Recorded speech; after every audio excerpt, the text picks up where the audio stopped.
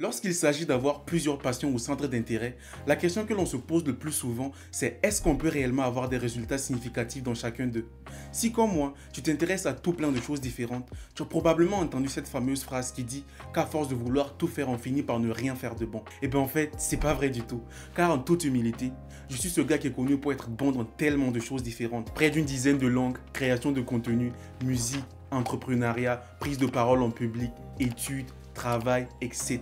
Et pour la petite histoire, j'ai récemment participé à un grand événement communautaire où j'ai pris part à quelques concours, concours de chant, concours d'anglais, concours de Mister, et j'ai littéralement tout raflé. J'étais le premier prix dans chacune des compétitions et les gens n'en revenaient même pas de mes performances. Je ne te dis pas tout ça pour me faire un flex ou un truc du genre, mais c'est pour te dire que tu peux être un touche-à-tout et quand même exceller dans tout ce que tu fais, car d'abord c'est une question de méthode. Et si tu trouves que tu t'éparpilles dans tes passions et que tu n'arrives pas à vraiment canaliser ton énergie afin d'avoir des résultats significatifs, cette vidéo est de loin la plus importante que tu as regardée jusqu'à maintenant, car je vais te montrer concrètement la méthode que j'utilise et je suis convaincu que tu pourras l'utiliser également afin de mieux gérer tes passions. Je te conseille donc de regarder la vidéo jusqu'à la fin. Pour commencer, à mon avis, on peut être bon dans plusieurs domaines, dans plusieurs passions différentes, mais seulement en les abordant une seule à la fois. S'il est vrai qu'on ne peut pas chasser deux lièvres à la fois, on peut d'abord attraper l'un et revenir prendre le temps qu'il faut pour rattraper l'autre. Même si on est tenté de vouloir tout faire en même temps, de passer d'une chose à une autre, c'est l'erreur qu'il ne faut surtout pas faire lorsqu'il s'agit des passions. Car pour vraiment être bon dans quelque chose, il faut de la concentration et de l'énergie. Toutes des énergies qui sont limitées chez l'homme. Et lorsque notre énergie et notre concentration sont partagées entre plusieurs choses en même temps, on n'arrive pas à avoir un impact assez significatif et on risque d'abandonner. Et c'est ce qui se passe d'ailleurs dans la plupart des cas. Notre énergie en fait, c'est comme de l'air contenu dans un ballon. Lorsque l'on pèse un seul trou dans le ballon, l'énergie est beaucoup plus canalisée et concentrée. En ce moment, on peut avoir un impact vraiment significatif et après si on veut, on peut changer de trajectoire. Mais lorsque l'on pèse tout plein de trous tout autour comme ça, on ne pourra pas avoir un impact significatif car l'énergie sera dissipée dans tous les sens et au final, on aura fait beaucoup d'efforts mais pour très peu de résultats. La deuxième raison pour laquelle tu dois aborder tes passions une seule à la fois, c'est ce que j'appelle l'effet boule de neige de confiance. En fait, lorsque tu arrives à développer une passion, ça te crée une certaine confiance vis-à-vis des autres passions que tu vas vouloir aborder. Et cela marche peu importe la passion que tu veux aborder, qu'elle soit différente ou pas. Par exemple, lorsque j'apprenais l'anglais, j'ai fini d'apprendre l'anglais, j'avais déjà un très bon niveau. Je voulais aborder l'espagnol de zéro. Et je me dis, si j'ai pu apprendre l'anglais jusqu'à ce niveau-là, c'est pas l'espagnol que je ne pourrais pas apprendre en fait. Donc même avant d'avoir commencé la langue, j'avais une certaine confiance et je me suis dit, je peux le faire parce que j'avais déjà appris quelque chose à l'avance. Et c'est la même chose, par exemple, lorsque je voulais apprendre la guitare, je me suis dit, j'ai appris l'espagnol, j'ai appris l'anglais. Ce sont des compétences qui ne sont pas vraiment reliées, mais je me dis, si j'ai pu vraiment traverser toutes ces difficultés-là, dans toutes ces passions que j'avais là, c'est pas ici en fait que je ne pourrais pas me développer. Le fait d'apprendre une passion, le fait d'apprendre des compétences concernant une passion, tu donnes une certaine confiance et ça crée ce que j'appelle la compétence d'apprendre à développer de nouvelles compétences. Je ne sais pas si ça fait du sens pour vous, mais c'est réellement comme ça que je la vis et c'est ce qui se passe en fait. À ce niveau-là, une question que je trouve très pertinente que tu pourrais te poser actuellement, c'est s'il faut commencer les passions une seule à la fois et que j'ai beaucoup de passions, par quelle passion est-ce qu'il faut que je commence? En réalité, c'est une question vraiment personnelle et ça dépend de tout un chacun en fonction des centres d'intérêt que tu as. Mais si tu ne sais pas par quoi commencer, une question qui pourrait être très importante à te poser avant de choisir par quoi commencer, c'est laquelle des passions occupe le plus mon esprit? Lequel des centres d'intérêt est le plus présent dans mon quotidien, dont je pense le plus? Si tu dois être connu pour une seule chose, quelle serait cette chose-là? Par exemple, ça pourrait vraiment être n'importe quelle passion en fonction de la personne. Ça peut être la photographie, la création de contenu, la musique, l'apprentissage des langues, etc. en fonction de toi. Et une fois que tu réponds à cette question, c'est par là qu'il faut commencer. Parce que plus on est passionné, plus ça devient facile pour nous d'apprendre. Parce qu'on ne sent pas le temps passer et on ne sent pas l'énergie qu'on y met. Et c'est très important. Également, un autre aspect que je trouve très important ici à développer, c'est le nombre maximum de passions qu'il faut développer. Jusqu'à combien de centres d'intérêt est-ce qu'on peut entretenir? Il y a beaucoup de gens qui peuvent se poser la question, eh bien moi j'ai tellement de passions, je ne sais pas si c'est possible en fait d'avoir des résultats significatifs dans chacune d'eux, etc. En fait là encore, ça dépend de tout un chacun. Mais le nombre de passions maximum que tu peux avoir, c'est souvent très loin de ce que tu peux imaginer. C'est souvent beaucoup plus que ce que tu peux même imaginer. Car le cerveau en fait est une machine. Plus on le met à la charge, plus ça développe des capacités à développer des choses dont toi-même tu ne pensais pas possible de réaliser. Et ça se remarque très souvent sur la plupart des gens au début. Ils vont se dire, moi j'ai peur d'aborder ces passions-là. Non, c'est pas trop fait pour moi. Non, je suis pas très bon dans ce genre de choses-là. Ça, ce sont que des croyances limitantes. Parce qu'une fois que tu réussis à développer certaines passions et que tu développes cette confiance en toi là, tu te dis que peu importe ce que tu veux apprendre, tu peux, parce que c'est une question de méthode et une question de temps et de concentration. Du coup, tu pourras être à mesure d'aborder toutes les passions que tu veux sans limitation. Ça n'a vraiment pas de limite. Ça dépend vraiment de toi et en fonction de ce que tu ressens. Et je peux en l'occurrence prendre mon exemple personnel. Lorsque j'ai commencé à m'intéresser à certaines choses, je ne savais pas que j'allais être au niveau où je suis aujourd'hui. Vraiment, en toute humilité, j'ai eu à apprendre énormément de choses aujourd'hui en passant par la dactylographie, la musique, l'apprentissage des langues, la création de contenu, la communication, la prise de parole en public, etc. Ce sont des choses dont je ne m'imaginais même pas pouvoir m'intéresser un jour. Mais en fait, plus le temps passe, plus je développe de nouvelles compétences, plus j'ai cette soif-là de pouvoir être de plus en plus compétent. Donc, c'est vraiment très loin ce que tu peux faire par rapport à ce que tu penses aujourd'hui. Donc, il ne faut pas te mettre de limites. Dis-toi seulement que il faut juste être cohérent en fonction de ce que tu es en train d'apprendre et ta propre personnalité. Pour ne pas qu'on se perde, au début, j'ai dit qu'il faut se concentrer sur les passions une seule à la fois afin d'éviter d'avoir des pertes d'énergie. Également, là, je dis que c'est bien d'avoir plusieurs passions, de ne pas avoir de limites par rapport à ce à quoi on peut s'intéresser. Ça peut paraître contradictoire, mais je vais vous expliquer où je veux en venir. Parce qu'il y a un moment adéquat où tu peux ajouter une passion sur celle que tu as actuellement sans vraiment avoir du tout de problème. Et c'est ce que tu vas savoir dans les secondes qui suivent. En réalité, ce n'est pas une science exacte d'un moment précis où si tu n'es pas arrivé là-bas, tu ne peux pas ajouter autre chose. Ouais. Mais il y a certains indicateurs qui sont vraiment importants.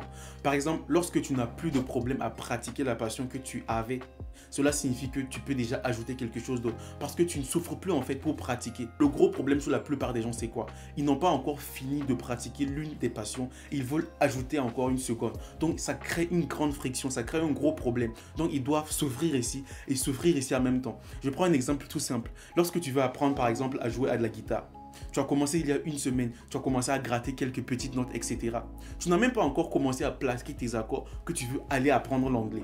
Tu as commencé à apprendre l'anglais, en même temps tu souffres à l'anglais parce que l'anglais c'est compliqué, et en même temps tu souffres à la guitare parce qu'à la guitare c'est compliqué. Donc ça crée un stress phénoménal et à un moment donné tu vas finir par abandonner. Et c'est ce qui se passe pour la plupart des gens. Mais le bon moment pour ajouter une autre passion, c'est par exemple lorsque tu as commencé à jouer de la guitare, tu as commencé à être autonome. Ce n'est plus un gros problème pour toi de jouer à la guitare parce que tu es devenu de plus en plus à l'aise. Donc ça diminue la charge mentale qu'il faut pour pratiquer la guitare. Donc tu peux libérer de l'espace pour ajouter l'apprentissage des langues, en l'occurrence l'anglais, et ça va vraiment te diminuer la tâche et ça sera vraiment très efficace pour toi. Donc c'est un très bon indicateur pour ajouter une nouvelle passion lorsque tu n'as plus de problème à pratiquer la précédente. Et deuxièmement, au même titre, un bon signe indicateur qui peut te dire que là c'est le bon moment d'ajouter une nouvelle passion, c'est lorsque ta passion précédente devient une part de ton identité. Lorsque en fait tu sens que tu ne peux plus te détacher d'elle, qu'elle fait maintenant partie de ton quotidien sans vraiment avoir à y penser. Lorsque tu te sens vraiment bizarre quand tu ne pratiques pas ta passion, tu te dis il y a quelque chose qui manque mais tu ne sais pas exactement quoi. Là c'est un très bon signe indicateur que tu peux ajouter une nouvelle passion. Je prends un exemple tout simplement et la création de contenu, c'est devenu aujourd'hui l'une des passions qui est dans mon quotidien. Donc même quand j'ai pas le temps, lorsque les études c'est un peu compliqué, que je n'ai pas le temps de faire des vidéos long format comme ceci là, je suis toujours en train de faire des selfies, à parler de certains thèmes. Même si je ne vais pas les poster, en fait, je sens que quand je ne fais pas ça, il y a quelque chose qui manque, quelque chose qui fait que je ne suis pas complet, vous voyez. Je ne sais pas vraiment si tu comprends ce que je suis en train de dire, mais c'est quelque chose de tellement réel. Tous ceux qui ont des passions qui sont ancrées, ils savent ce que je suis en train de dire. J'ai par exemple un ami qui est photographe, une fois son appareil photo ne marchait pas et pendant une semaine, il ne se sentait pas, genre il était littéralement malade. Et c'est souvent ce qui se passe pour moi lorsque je n'arrive pas à trouver un endroit propice pour jouer à ma guitare ou pour chanter, ou pour faire des trucs comme ça, vous voyez. Et en parlant de musique même, une petite mélodie pour la route. Guitare. Si le contenu te plaît, t'apporte de la valeur, n'oublie pas de t'abonner, de laisser un commentaire, ça sera un plaisir, ça sera trop gentil, et c'est ce qui m'encourage de continuer à poster. N'oublie pas de t'abonner, de liker. Et pourquoi pas partager. Les amis, de retour dans la vidéo, j'espère que la petite mélodie de tout à l'heure vous aura plu. À présent, je vais partager avec vous des conseils hyper importants. Et si tu es resté jusqu'à présent, je te conseille de regarder la vidéo jusqu'à la fin, car le dernier conseil est devant le plus important de cette vidéo. Le tout premier truc qu'il faut garder en tête lorsqu'il s'agit d'aborder une passion, c'est que ça ne sera pas si facile que tu ne le penses. Tout apprentissage a une vallée. Et la vallée est composée de haut et de bas. Au tout début, lorsqu'on commence à apprendre, on est tout excité, on est tout enthousiaste, la dopamine est au pic. Donc là, on veut tout faire tout de suite et maintenant. Mais lorsqu'on arrive à un moment donné où on commence à être dans la descente, là où ça commence à être compliqué, on voit que on n'est pas vraiment là où on veut être. On n'est pas trop satisfait du résultat qu'on a, mais on sait où on peut aller parce qu'on voit l'autre côté de la montagne. C'est là qu'il faut résister. Malheureusement, c'est là où la plupart des gens abandonnent. Et je ne veux pas que tu abandonnes à ce niveau-là. Il faut toujours garder en tête que lorsque tu es en train d'apprendre une nouvelle passion, l'objectif, c'est de pouvoir gravir cette montagne-là, de pouvoir gravir cette vallée d'apprentissage-là et pouvoir être fier de toi au sommet de la montagne. Et le deuxième truc qu'il faut garder en tête, c'est que le fait d'aborder les passions une seule à la fois n'est pas une science exacte. C'est pas un truc qui est figé. Il y a beaucoup de passions qui prennent beaucoup de temps avant même d'acquérir les bases. Et ça peut amener de l'ennui. Lorsque tu sens que tu es dans ce niveau-là, il ne faut pas laisser ta passion t'ennuyer. Tu peux ajouter 2-3 petites choses à côté pour en fait avoir une certaine alchimie dans ton apprentissage, mais il ne faut pas que ce soit plus de 20% ou de 30%, vraiment à des proportions minimes par rapport à ta passion principale sur laquelle tu es actuellement, pour éviter de s'ennuyer. Je prends par exemple l'exemple tout rapide, il y a des gens qui commencent à apprendre l'anglais. Au bout de 3 mois, ils savent que ça va, mais ils n'ont pas encore atteint ce niveau d'indépendance là. Mais ils sentent que ils commencent à s'ennuyer, ils ne sont plus vraiment enthousiastes. Là, tu peux ajouter quelques petites passions à côté pour rebooster ton enthousiasme, pour ne pas être dans une cage d'ennui, parce que vraiment, il faut éviter de s'ennuyer dans une passion, car ça n'a même pas de sens de s'ennuyer dans quelque chose que l'on aime faire. Également, déconstruire le mythe du fait qu'il ne faut jamais quitter quelque chose que tu commences à apprendre. Lorsque tu vois que ce n'est plus quelque chose qui t'intéresse, que tu ne sens plus en fait ce qui t'avait amené là-bas, tu peux quitter sans problème parce qu'on se trompe tous dans la vie et continuer dans une erreur, c'est de la folie en fait. Lorsque tu vois que quelque chose ne te plaît plus, lorsque tu sens que tu n'es plus dedans, quitte. Mais il ne faut pas quitter avant d'être convaincu au plus profond de toi que c'est pas ce que tu veux. Je ne te dis pas de quitter parce que tu sens toujours, j'aime toujours ce que je suis en train de faire, mais j'ai pas assez de courage, j'ai pas assez de talent, j'ai pas assez de temps, etc.